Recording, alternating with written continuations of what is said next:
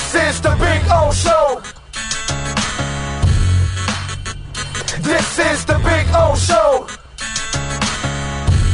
Almost. How you doing, Ira? Good morning, sir. Good.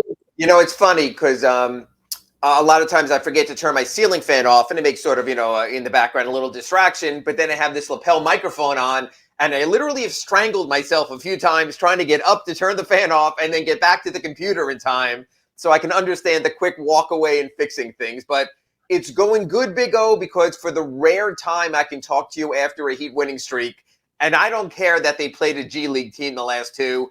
Just like a shooter needs to see the ball go through the hoop, just like a passer needs to have a few completions to get on a roll, this could be a good thing in jump-starting the Heat because Lord knows they needed the jump start. Yeah, no, I mean, listen, I know it's the Hornets, and they got a couple guys. They were the healthier Hornets in the second go-around also. So that, I guess you beat a better Hornets team. Tonight, this is where you can impress me. If you can beat the Suns, and I don't think is Chris Paul going to play or not? Chris I know Paul's he's got 50-50. Basically, they went out. Monty Williams said until he's 150%, we're not going to force it. As everyone knows, Chris Paul is about to celebrate his 73rd birthday, so he's a little bit older. So you got to be a little careful with an older point guard. That without Cam Johnson. They have, of course, the whole Jay Crowder situation. He didn't report. He wasn't going to start. He wasn't happy. They had DeAndre Ayton in the offseason, had to sign an offer sheet with the Pacers before they were forced to match. So it's been a little bit more uneven, and that's why Big O, even when you look at the Heat being a game under 500, you can really see an entire league trying to get its footing. There's a bunch of teams, 7-6, 6-7. It's going to be that 20 games, figure out who we are, and then you can make better assessments. You're saving, going to have surgery now. So does that mean he's done for the year? Because they think like in a couple months he'll be able to run. Is this one of those things that they'll just hold him out for the whole year? Because I know they ended up signing Orlando Robinson to the two-way contract, obviously, because they need a big. So walk us through this whole thing. When I originally started researching the story, I was told by someone familiar with the process that Omer would be gone for the season. Then the Heat started walking that back on me and said, wait a minute. If he has the surgery, we're talking about 3 months, then he can be back. So you're talking about March. But as you know, Big O, when you're away for that long and you're a young player, that it takes a while then for your rehab process. You push to April, and eventually, as you know, forcing the square peg into the round hole that close to the playoffs is a very dangerous situation. We've seen over the years that he tried to bring players back. It doesn't necessarily work out that well. So you have that in play number one. Plus, there's two factors here, and I don't know which way this goes. Omer will be a free agent this offseason. So on one hand, do you want to come back and show people, hey, I'm healthy, I can still play? Or on the other hand, do you not want to come back at less than 100% and people see you at less than your best as opposed to, hey, remember last December and January when Bam was out, I was a double-double machine. I can be that for you guys. So I think we're going to sort of get in that Victor Oladipo-like cycle. Omer is coming along, and when we have an update, we'll tell you. But I would say when you look at the Miami Heat and their shortfall in the middle and being small as it is anyway, I think this is a little bit of a tenuous moment, especially when we see the dreaded two words next to Dwayne Dedmon on every injury report, plantar fasciitis. That's the kind of injury. It comes, it goes, it comes and goes, but it never fully disappears. And beyond Bam, there's not another center. This team, I think, played it too small, and I think now they're in a little bit of an area of concern. All right. Orlando Robinson, what are you expecting them to do? And with the two-way contract, there's only so many games he can participate in, right? And it's prorated. People think you can play only be in the active roster for 50 games, but it's not like you can sign a guy at the end of the season and go, oh, you have a fresh 50. So Orlando Robinson shows up, and he's eligible to play in 43. That's his number. 43 games on the active roster, not even playing, just listed as active. They have 69 games left, so they're going to have to do a little bit of a dance there. He is an outside shooting threat. He really increased his range at Fresno State last season. He can rebound, but he's a beneath-the-rim athlete. He's not a great athlete. He doesn't have great athleticism. He has very good positioning. He could conceivably play with Bam Adebayo because he can stretch the floor. But I'm still not so sure if you're going with a neophyte with size, you wouldn't necessarily go with Nikola Jovic instead anyway. So I still think that is sort of insurance more than anything. But I got to tell you, Big O, and we'll talk about this, unfortunately, at some point. If there's a point where Bam Adebayo's out for a game, there's no easy answer here. There's no easy plan B because Dwayne Dedmon is shown to be a foul machine. So if he's going to start and get 3 fouls in the first 5 minutes, then where do you go? This is really I don't want to say pins and needles roster, but there's a bunch of duct tape and wire holding this thing together at the moment. Yeah, no, it looks like they've kind of put themselves in a corner and they have limitations. And almost every time they turn the corner, there's like a limitation if you have some kind of a setback. And then we're looking around and there's a lot of players that are, a Lowry, a Jimmy Butler. Now you're having your savings stuff, but you have the older players that could also break down on you. And then all of a sudden that happens and, all hell breaks loose. It's a domino effect. It's a domino effect. Other guys fall down. I completely understand that.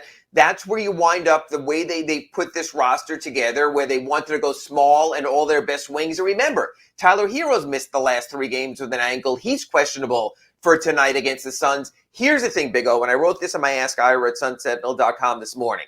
And meanwhile, Jay Crowder's desperate to play, wants to get on a court, wants to be part of something. We know through his social media, wants to be in Miami. So everyone is texting me and saying, fine, just trade Duncan Robinson. Put in a conditional pick if you want. Orlando Alzugaray. Who the hell is trading for 4 years left on Duncan Robinson's contract at over $60 million based on what we saw at the formerly known building as FTX Arena on Saturday when he couldn't make a shot, was foul prone and getting in the way defensively, couldn't do anything. One person, we were sitting on press row during the game, leaned over to me and said, he's unplayable right now. And I know there are moments he hit shots like he did on, the previous game against Charlotte on Thursday night.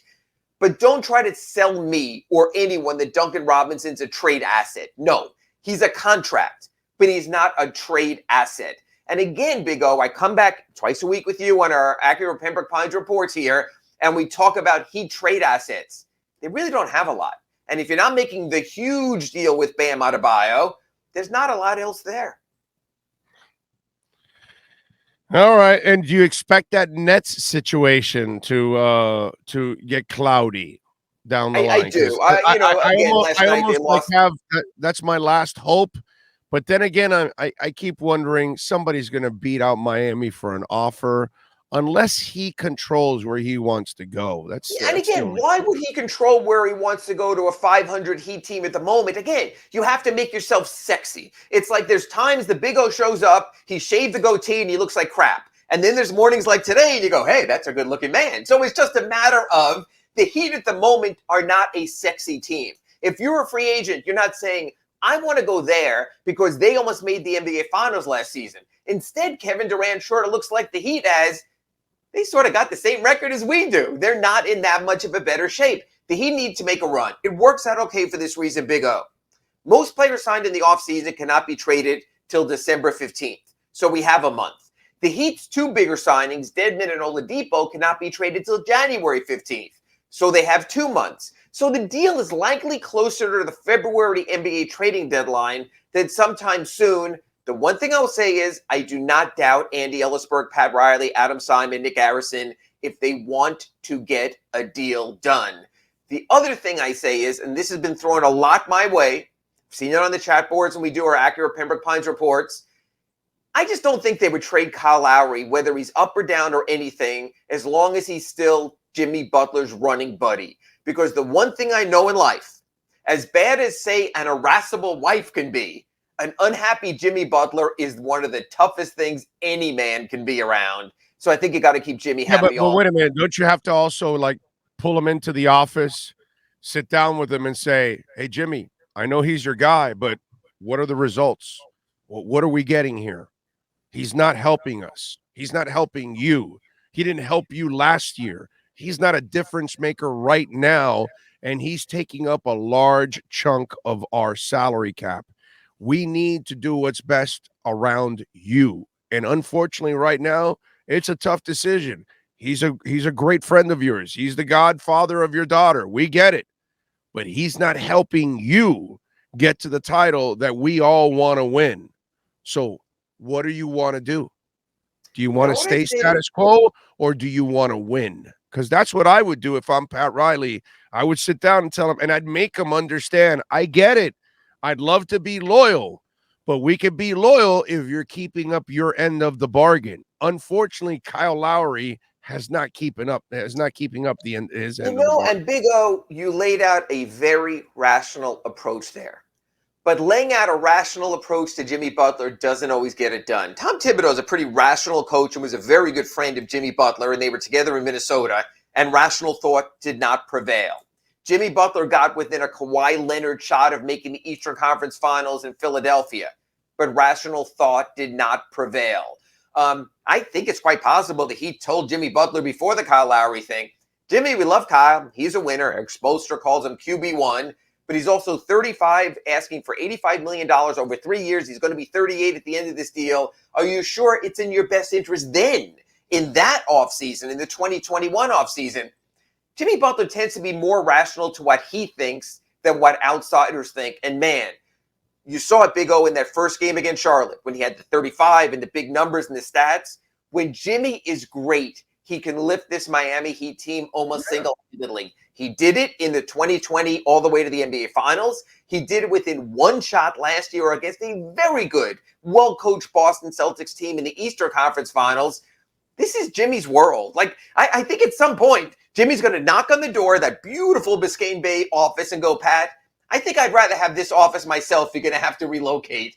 Jimmy controls everything in that building. That's the bottom line. Just to go around the NBA a little bit, Sure. The Nets, they hire Jacques Vaughn. They did the right thing. Yes. They've been doing all the wrong things. They finally Right. did the right thing, but then you've got people that are still trying to tell them they did the wrong thing. They should have gone Udoka, and I just, what the hell is wrong with people? They have so many ancillary issues. If you're telling me Ime Udoka is a better coach than Jacques Vaughn, you certainly have a platform based on last year's playoffs. If you're telling me this is a team that can't afford a single goddamn misstep, that's the reality there. They have to be straight and narrow now. They can't become more of a joke, draw more inspection. Big O, my greater question to you is this. They reeled off a winning streak and looked very good without Kyrie Irving, with workers working, with their shooters back, when they got Joe Harris, when they get Joe Harris, when they have Seth Curry, he can take care of the shooting. I'm really curious to see what it looks like when Kyrie Irving comes back, and that's part B of this equation. If Kevin Durant does stay, and if Kevin Durant realizes, you were just talking about friends with Kyle Lowry, Kyrie Irving is my friend, but we're better without him, is there a trade partner out there for the Nets for toxic Kyrie Irving at the moment? It's just a short-term rental. He's going to be a free agent in the offseason anyway. That's when I think it'll get fascinating. Just like you mentioned, Ime Udoka was toxic and the Nets moved away from that. If Kyrie Irving's out on the trade market, does anyone say this is the best ball handler, one of the best ball handling guards in the NBA? This guy is instant offense, can give us 40 on every night. So I wonder where the ethics will be there. It could be a really interesting trade deadline. Lakers are going to do it. Lakers will do it. It's interesting. You say the Lakers are going to do it. But the Lakers also have this nice chunk of about 35 million in the offseason to spend on a player. So if you get your one chunk during the LeBron James era, do you spend it on Kyrie all of a sudden, or do you sit back and go, you know what? We don't need that either. We need someone who fits in better. I'm really curious. I will say this. Who's the option? Who's the option in the offseason that you would say, you can trade into it. You can get a player to trade into it. You can do the Buddy Hield and Miles Turner deal then. Miles Turner on a sign and trade. You have other options. I do think Kyrie comes back. I do think he loads up the offense because he is one of the greatest scorers of our generation. But what does that do record-wise for the Nets? I will say this. You have finally, after a year and a half, talked me off the ledge. I'm not scared bleepless of the Nets anymore, no matter their configuration. I'm scared of the Bucks. They're great. I'm scared of the Celtics. They're very, very good. I'm very concerned about the Cavaliers. I watched them last night without Donovan Mitchell. Darius Garland goes for 50. They are really good. I'm telling you, Big O, the top three spots at the end might already be filled in the East with Milwaukee, Cleveland, and Boston, the Heat might find themselves in a death fight just to get home court advantage in the first round of the playoffs. Yeah, no, listen, while you're talking about those, what I'm concerned about is the Heat. Are they good enough? That's really what I'm concerned about. And And can I'm they telling you, actually the even Heat have to be at their best every night to give Oh, yeah. themselves their best chance. And Big O, over 82 games and 6 months, to ask everyone to be all-the-time players, that's hard. Look at this road trip coming up. It ends in a back-to-back, Cleveland on Sunday, Minnesota on Monday. I know the Timberwolves aren't great, but if you're telling Jimmy Butler, give me 35 minutes on Sunday and give me 32 minutes on Monday, Kyle Lowry at 36, do the same thing, that's the problem. There's not a lot of wiggle room for the Heat. So all of a sudden, if you lose at Cleveland on Sunday, a week from this coming Sunday, and you lose at Minnesota on the second night of a back-to-back, at best, that's a 500 trip starting with Toronto and Washington. The wiggle room and the margin is so thin for this team. This team is not like, I'll look off, one receiver and throw it to Jalen Waddle instead. I won't throw it to Tyreek. No, the Heat don't have that plan B. Jimmy Butler has to be freaking great every night. And I know you mentioned this, and Bam Adebayo has to be better. You didn't mention Trent Sherfield. He was fantastic also, okay? That's all I'm saying. They got a number. Their big three right now is better than the Heat's big three. I will go that far. And even Gesicki gives them moments also. Actually, for the first time in a long time, the Heat are not even the best team in town. It's probably Panthers and the Dolphins right now are the best teams in town at this point. The Heat is probably behind those two, when usually the Heat is always number one every single year for the last 20 years practically. This is weird. This is really weird. Big O, you and your wife are going to be at the arena tonight. Mm-hmm. The Heat aren't necessarily a fun team either. The Dolphins are fun. Every Sunday we have fun. The Panthers, when they have all their guys in that first line, now they have two good lines like a good team should. They can be fun. The Heat have to find a way to win and to make it fun. Man, it is drudgery at times. Yeah, they don't have explosive players, so you can't be fun. That's the problem. They have blue collar players. Bam's a blue collar. Jimmy's a blue collar. Lowry's a blue collar. There are no dynamic scorers on the Miami Heat squad. Unfortunately, these are all you get the occasional alley-oop with Bam Adebayo, and those can be fun. You get the Strus's loose nights when he makes the 8 3-pointers, and that can be fun. But man, it has been a slog. But it's not John Morant dynamics. It's not LeBron dynamics. No, they've been the FTX of the NBA to this point. It's not Luka Doncic, dynamics. That's what I'm saying. That there is nobody there isn't one or two guys on this team that are like dynamic players. You know what I'm saying? I don't disagree. Hopefully it comes around. Maybe Victor Oladipo one day shows up in the arena in a uniform. And until then, we're waiting. You know what? Sometimes in an 82-game season, you just hold your ground.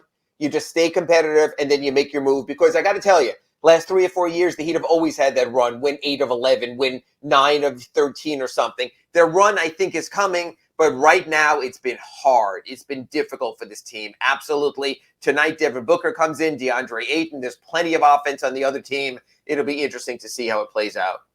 You and I have covered sports for about 70 years combined, and probably a little bit more now. But when covering this, Oladipo, and I think you would agree with me on this, he reminds me of the player that was the great dynamic player, but unfortunately, all the injuries have just taken a toll, and you'll never see that player ever again. He might flash a little bit for you, correct, but I don't think he'll ever be that guy that was that dude night in and night out. And it's not his fault. Unfortunately, all those injuries, and it happens in almost every sport I've ever covered, that they're that great player that just broke down, and eventually those things wear you out, man. And I just don't think we'll ever see the Oladipo we saw early in his career. But you know what, Big O? That's a great point you make that leads me into this point. And then at that point, that player has to recognize that. And if he continues waiting until he's 100%, that may never happen. So what Victor Oladipo has to do now is say, you know what? I'm 75%, but I'm 75% of a pretty good player. I'll go out there. I'm 80%. I think what has happened in recent years with Victor Oladipo is because he's constantly an impending free agent or has contracts being offered to him, He keeps waiting till he's 100%. I don't mean this in a bad way. And when you relate me to you and our 70 years covering, it's the same. Big O, is there a single morning you wake up and you got to get bed and you say, I feel 100%? Most of us don't as we get older. I think that's where Victor Oladipo has to go. He has to walk into the arena today, to the shoot-around right now and say, you know what? I feel 70% and I'm ready to go. We all do that. We all wake up and we're 60%, we're 50%, and we give it our best. I think we need to see whatever he has left. What does Victor Oladipo have left now? Because I need to know that for the trading deadline, for when he becomes tradable, for other possible deals. Can I keep relying this absolutely heavy on, God bless him, Gabe Vincent, or at a certain point do I need to get another third guard? I want to see Vic out there. I want to see just what he has. You know what? Maybe it's good enough, but we need to know sooner rather than later. You know, you bring that up, and that is one of the more phenomenal points I've ever heard in talk radio, because Dwayne Wade did not play at 85% for his last 8 years of his career. Marino blew out his Achilles, never fixed it. Right. That thing rolled up into the back of his leg. He never fixed it. That's why he wore that boot. Yes. So he was never playing at 100% ever again after he blew out his Achilles, because the guy said, nah, I don't need it, and didn't fix it. You know what I'm saying? So I saw Tim Hardaway play with plantar fasciitis. I saw Jason Taylor. Plantar fasciitis, but Tim Hardaway played when he had no cartilage left in his knee and was pure bone on bone and took his shots and got this invasive liquid fluid and all of that and just did that instead. So yes, you just reach a point where you just give it the best you can and you just go from there. And that's what it has to be. The classic case to me is Arvydas Sabonis when he played for the Trailblazers, wore those boots like Herman Munster, couldn't get around, but said, you know what? I'm still one of the headiest players in the NBA. I'm still maybe the best passing big man of all time. I'm going to use my special skill. Whatever it is for Vic, go out there and let me know. I don't blame you, Victor Oladipo. I don't expect Indiana Pacer Victor Oladipo all-star. We get older, you moved on. Give me the best you can right now. I think we need to see that so you can make a decision. Great point. All right, what are you working on in the Sentinel so folks can check you out? Just posted a story on Bam Adebayo that after years of Bam switching on everyone, guarding a point guard, and having no one in the middle for the Miami Heat, the Heat are now keeping Bam more in the paint, playing him more as a traditional center. They don't have the second line of defense of P.J. Tucker like they had last year, and I like to see it because there's nothing I sort of bothered me more, Big O, than watching a Heat game. The opposition runs a 1-5 pick and roll to start the game. Bam's out in the middle of nowhere, guarding the point guard. Some big center rolls inside and has Kyle Lowry on him. They're playing more traditional. I think that's better. They're getting their big man closer to the rim. They're getting the rebounds they need. And I give Eric Spoelstra credit. He's adjusted to this year's roster by making that change. So that's at sunsentinel.com right now in your paper tomorrow. We'll have coverage later of the Phoenix Suns game. Hopefully Orlando Alzugaray doesn't run on the court because he wants to see more exciting basketball. So we'll have that for you tomorrow in tomorrow's paper. I'll play them tonight, so that'll make it really exciting. That's the idea. If that's the case, folks, take the Suns and give the points. Yeah, that's it, bro. Spo, you need some help on the bench. You know, I'll bring that fire off the bench, and it's. So you're saying you might hit more threes. You're saying you might hit more threes tonight than Duncan. Okay, it'll be interesting. Yes, right from my seats too. Well, holding a beer, just heaving it. All right, make sure you follow him on Twitter at Ira Heatbeat, and of course, you got to subscribe to the South Florida Sun Sentinel.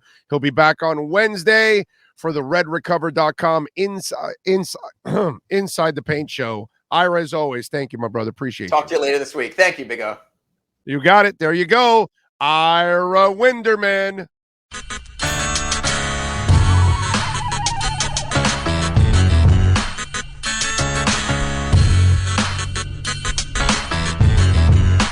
This is the Big O Show. This is the Big O Show.